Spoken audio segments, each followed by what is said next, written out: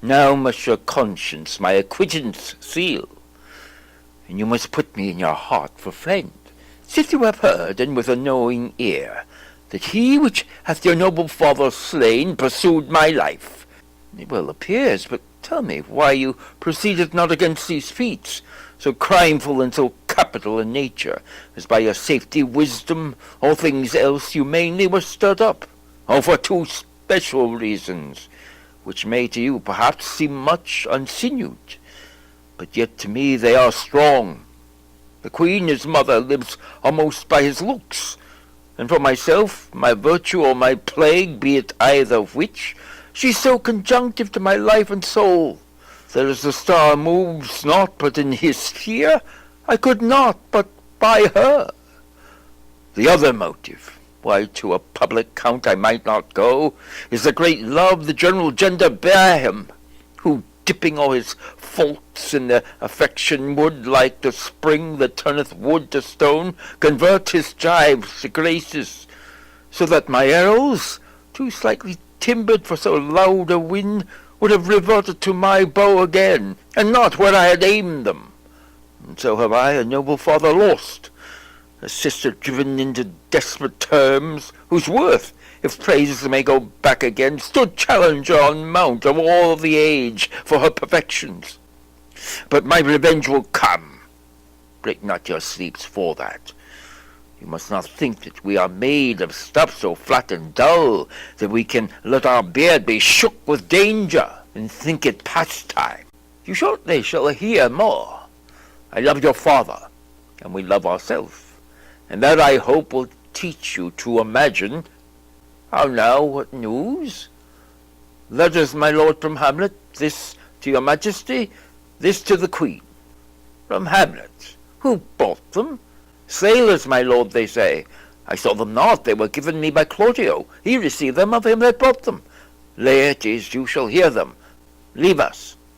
High and mighty, you shall know I am set naked on your kingdom. Tomorrow shall I beg leave to see your kingly eyes, when I shall, first asking your pardon thereunto, recount the occasions of my sudden and more strange return. Hamlet, what does this mean? Are all the rest come back, or is it some abuse, and no such thing? Know you the hand? 'Tis Hamlet's character, naked. And in the postscript here, he says, alone. Can you advise me? I'm lost in it, my lord. But let him come. It warms the very sickness in my heart that I shall live and tell him to his teeth, thus didst thou. If it be so, Laertes, and how should it be so, how otherwise, will you be ruled by me? Ay, my lord, so you will not overrule me to a peace, to thine own peace. If he be now returned, as checking at his voyage, and that he means no more to undertake it, I will work him to an exploit, now ripe in my device, under the which he shall not choose but fall. And for his death no wind of blame shall breathe, but even his mother shall uncharge the practice, and call it accident. My lord, I will be ruled, the rather if you could devise it so that I might be the organ. It was right. You have been talked of since your travel much, and that in Hamlet's hearing, for a quality wherein they say you shine. Your summer parts did not together pluck such envy from him, as did that one, and that in my regard of the unworthiest siege. What part is that, my lord? A very ribbon in the cup of youth, yet needful too. For youth no less becomes the light and careless livery that it wears, than settled age his sables and his weeds, importing health and graveness. 2 months since, here was a gentleman of Normandy. I've seen myself and served against the French, and they can well on horseback. But this gallant had witchcraft in it. He grew unto a seat, and to such wondrous doing brought his horse as he had been in corpse and demi-natured with the brave beast. So far he topped my thought that I in forgery of shapes and tricks come short of what he did. A Norman, was it? A Norman. Upon my life, Lamond. The very same. I know him well. He is the brooch, indeed, and gem of all the nation. He made confession of you, and gave you such a masterly report for art and exercise in your defence, and for your rapier most especially, that he cried out, "'Twill be a sight indeed, if one could match you." The scrimmers of the nation, he swore, had neither motion, God nor eye, if you opposed them. Sir, this report of his did Hamlet so envenom with his envy, that he could nothing do but wish and beg your sudden coming o'er, to play with him. Now out with this. What out of this, my lord? Laertes, was your father dear to you? Or are you like the painting of a sorrow, a face without a heart? Why ask you this? Not that I think you did not love your father, but that I know love is begun by time, and that I see in passages of proof time qualifies the spark and fire of it. There lives within the very flame of love a kind of wick or snuff that will abate it, and nothing is ever like goodness still. For goodness growing to a pleurisy dies in his own too much. That we would do, we should do when we would. For this wood changes, and has abatements and delays, as many as there are tongues, are hands, are accidents.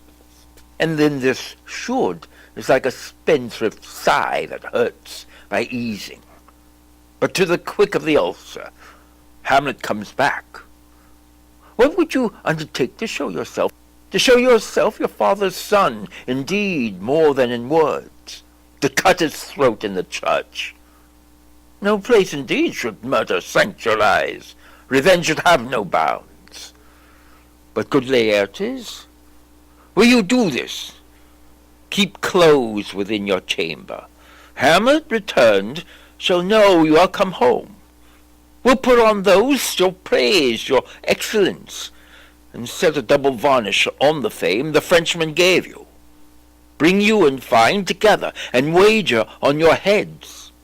He, being remiss, most generous, and free from all contriving, will not peruse the foils, so that with ease or with a little shuffling you may choose a sword unbaited, and in a passive practice requite him for your father. I will do it, and for that purpose I will anoint my sword. I bought an unction of a mountebank, so mortal that but dip a knife in it, where it draws blood, no cataplasm so rare, collected from all simples that have virtue under the moon, can save the thing from death that is but scratched withal. I'll touch my point with this contagion, that if I gall him slightly, it may be death. Let's further think of this.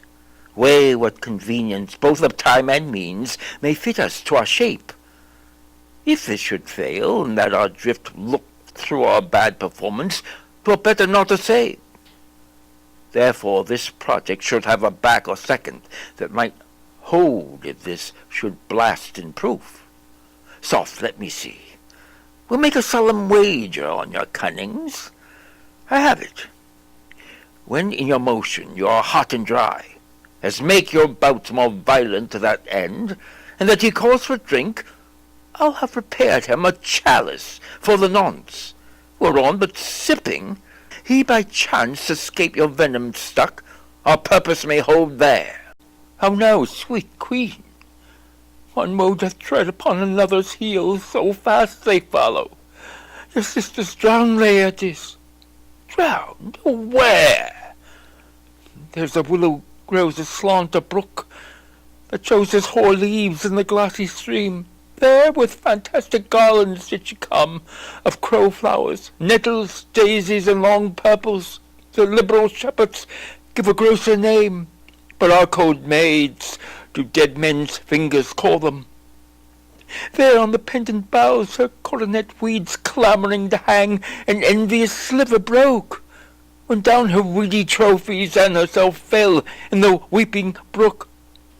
Her clothes spread wide, and mermaid-like, while they bore her up, which time she chanted snatches of old tunes, as one incapable of her own distress, or like a creature native and endued unto that element. But long it could not be, till that her garments, heavy with their drink, pulled the poor wretch from her melodious lay to muddy death.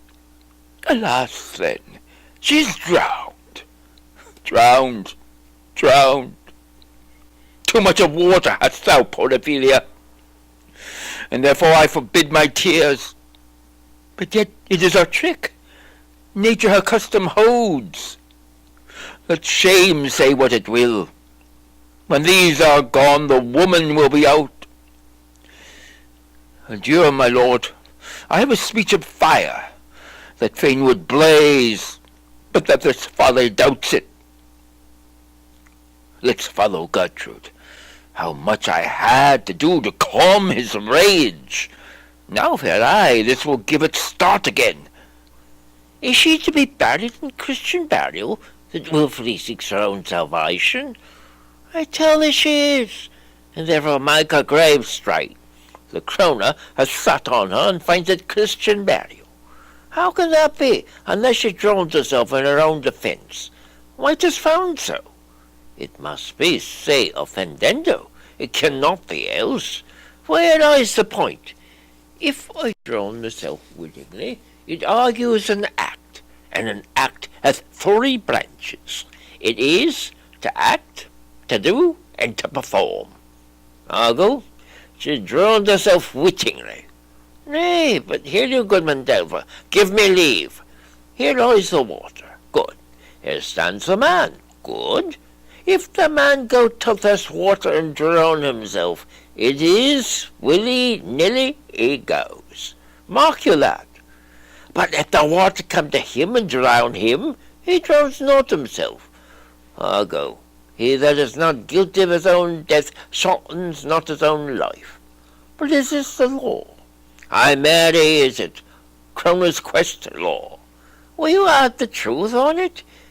If this had been a gentlewoman, she should have been buried out of Christian burial. Why, that thou sayest. And the more pity the great folk should have countenance in this world to drown or hang themselves more than the even Christian. Come, my spy. There is no ancient gentleman, but gardeners, ditchers, and grave-makers. They hold up Adam's profession. Was he a gentleman? He was the first that ever bore arms. Why, he had none. What? Art a heathen? How dost thou understand the Scripture? The Scripture says Adam digged. Could he dig without arms? I'll put another question to thee. If thou answerest me not to the purpose, confess thyself. Go to. What is he that builds stronger than either the mason, the shipwright, or the carpenter? The gallows maker, for that frame outlives 1,000 tenants. I like thy wit well, in good faith. The gallows does well, but how does it well? It does well to those that do ill. Now thou dost ill to say the gallows is built stronger than the church. Although the gallows may do well to thee, tell it again, come. Who builds stronger than a mason, a shipwright, or a carpenter? Ay, tell me that, and unyoke. Marry, now I can tell. To it? Mass, I cannot tell. Cudgel thy brains no more about it, for your dull ass will not mend his pace with beating. And when you ask this question next, say a grave-maker. The houses that he makes last till doomsday. Go, get thee to Yogan. Fetch me a stoup of liquor. In youth, when I did love, methought it was very sweet to contract all the time for all my behove, or methought there was nothing or meat. Has this fellow no feeling of his business that he sings at grave-making? Custom has made it in him a property of easiness. 'Tis e'en so. The hand of little employment hath a daintier sense. But age with his stealing steps hath clawed me in his clutch, and hath shipped me into the land, as if I had never been such. That skull had a tongue in it, and could sing once. How the knave jowls it to the ground, as if it were Cain's jawbone that did the first murder. This might be the pate of a politician, which this ass now reaches, one that would circumvent God, might it not? It might, my lord. Or of a courtier, which could say, Good morrow, sweet lord, how dost thou, good lord? This might be my lord such a one, that praised my lord such a one's horse, when he went to beg it, might it not? Ay, my lord? Why, e'en so. Now, my lady Worm's chapless, there's another. Why, may not that be the skull of a lawyer? Where be his quiddities now, his quillets, his cases, his tenures, and his tricks? Why does he suffer this rude knave now to knock him about the sconce with a dirty shovel, and will not tell him of his action of battery? This fellow might be in his time a great buyer of land, with his statutes, his recognizances, his fines, his double vouchers, his recoveries. Is this the fine of his fines, and the recovery of his recoveries, to have his fine pate full of fine dirt? Will his vouchers vouch him no more of his purchases, and double ones too, than the length and breadth of a pair of dentures?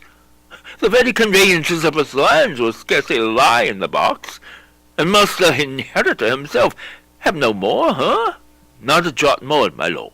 Is not parchment made of sheepskins? Ay, my lord, and of calf skins too. They are sheep and calves which seek our assurance in that. I will speak to the fellow. Whose grave's this, sirrah? Mine, sir. Oh, a peat of clay, for to be made for such a guest as meet. I think it be thine indeed, for thou liest in it.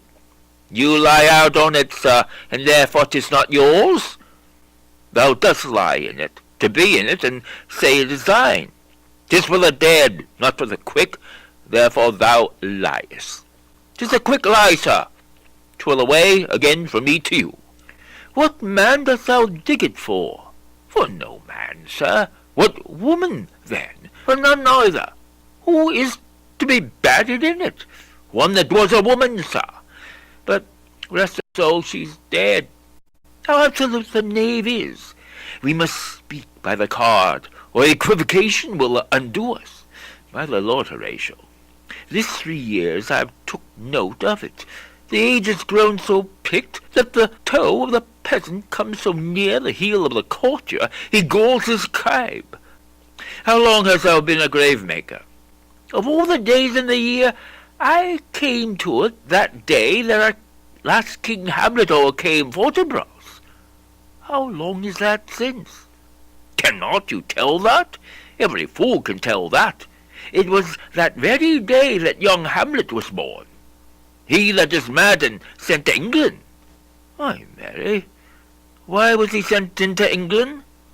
Why, because he was mad. He shall recover his wits there. If he do not, 'tis no great matter there.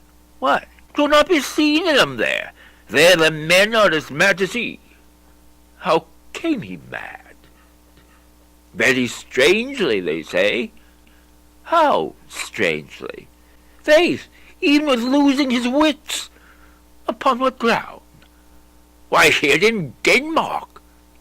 I've been sexton here, man and boy, 30 years. How long will a man lie in the earth ere he rot? He may be not rotten before he die, as we have many pucky courses nowadays that will scarce hold the laying in. He will last you some 8 year or 9 year. A tanner will last you 9 year. Why he more than another?